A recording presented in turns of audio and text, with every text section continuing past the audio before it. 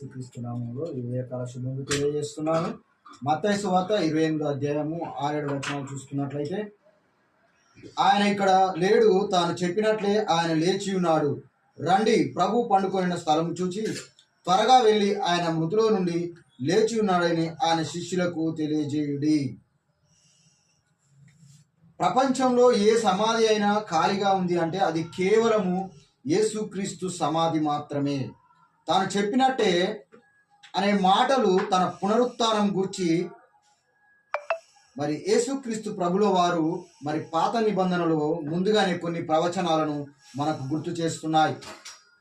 అందులో మత్తయి సువార్త 12వ అధ్యాయం 40వ వచనంలో చూసుకున్నట్లయితే, యోనా 3 రాత్రింబగళ్ళు తిమింగలం కడుపులో ఎలాగుండెనో అలాగు మనుష్య కుమారుడు 3 రాత్రింబగళ్ళు భూగర్భంలో ఉండెను. యోనా అనుభవాన్ని సమాధిలో ఉన్నట్లు మరి చెప్తున్నాడు యేసుక్రీస్తు ప్రభువారు. కాబట్టి ఆయన నిజమైన రక్షకుడు. ఆయన చెప్పినట్టుగానే 3వ దినం తిరిగి లేస్తానన్నాడు, తిరిగి లేచాడు. ఈ కొద్ది వాక్యం దేవుడు దీవించి ఆశీర్వదించును గాక. ఆమేన్.